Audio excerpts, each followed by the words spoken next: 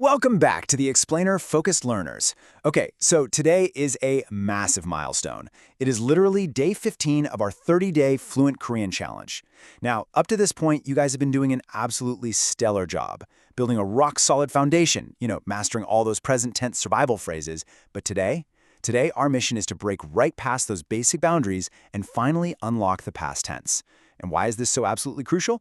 Well, because being able to talk about the past is the ultimate key to fluid, personal conversation and, honestly, much deeper storytelling. But hey, before we dive into the actual mechanics of it, 50. Just take a deep breath and give yourself a massive round of applause right now. You are officially 50% complete with this entire 30-day language journey. I mean, that is a huge milestone. We are halfway through. You've shown up, you've put in the real work, and let me tell you, the foundation you've built is exactly what's going to make today's explainer feel like an absolute breeze. You're doing incredible. So here is the big question for today. How do we talk about what we actually did? Think about it for a second. Up until now, we've talked extensively about what you're doing right now, or maybe what you're doing tomorrow. But to form real, genuine relationships and have meaningful conversations, you got to be able to share your actual experiences, right?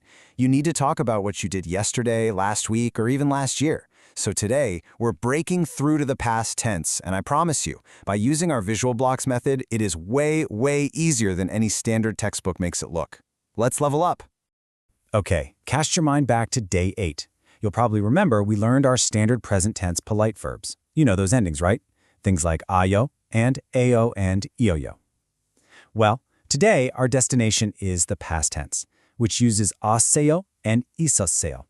And you might be looking at this and noticing, hey, these past tense endings look incredibly similar to the present tense, and you'd be absolutely right. It's just the present tense with a little extra piece tucked neatly into the bottom of that first block. That visual similarity is exactly why this is going to be so incredibly easy for you to grasp. All right, so here is the secret formula. To pull those present tense actions into the past tense, we use something called the sansakat bachim. It kind of looks like two little teepees sitting next to each other. See that?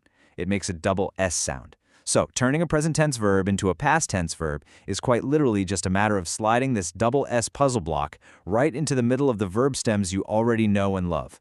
It seamlessly transforms your standard ending right into aseo or seo. Let's actually test this puzzle block method in action. We'll start with our first power verb, kayo, or gayo, which simply means I go. You guys already know this one perfectly. It's an absolute staple of our present tense conversations. Now, watch closely what happens here. We're just going to take that stem ga, drop the present tense yo, and smoothly combine it with our brand new past marker block. We quite literally just slide that double S right underneath the ga. It's like clicking a Lego piece into place.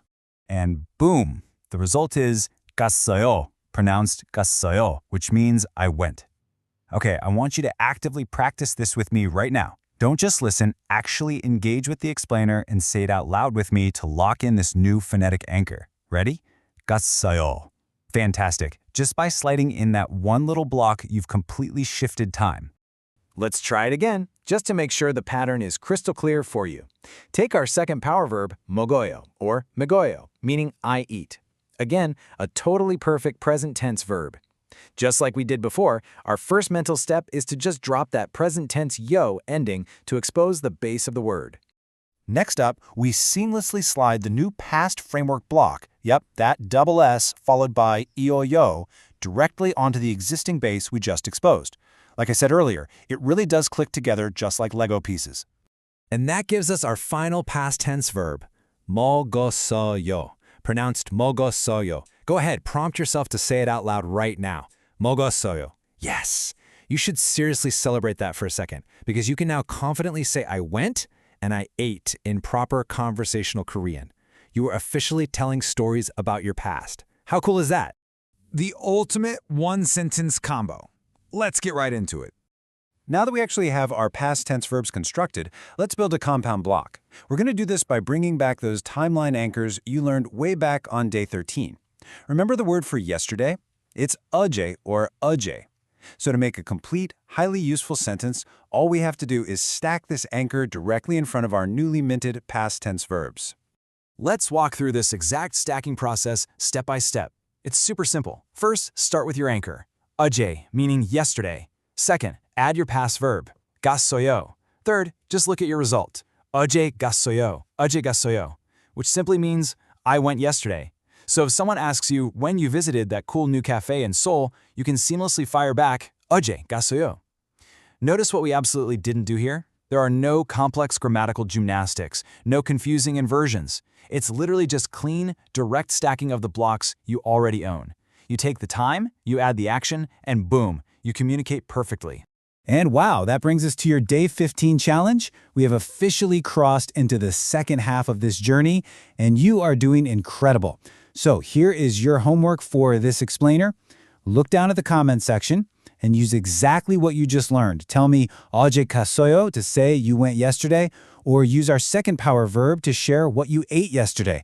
Let's completely fill up that comment section to celebrate hitting this 50% milestone together. Now, tomorrow, for Day 16, we're going to build on this exact same structure in our next explainer to talk about your hobbies and the things you actually like doing. But before we wrap up, I want to leave you with a thought. Now that you finally have the power to talk about what you did, what story from your past are you most excited to finally share in Korean? Hit that subscribe button, drop your homework below, and let's crush the second half. 화이팅!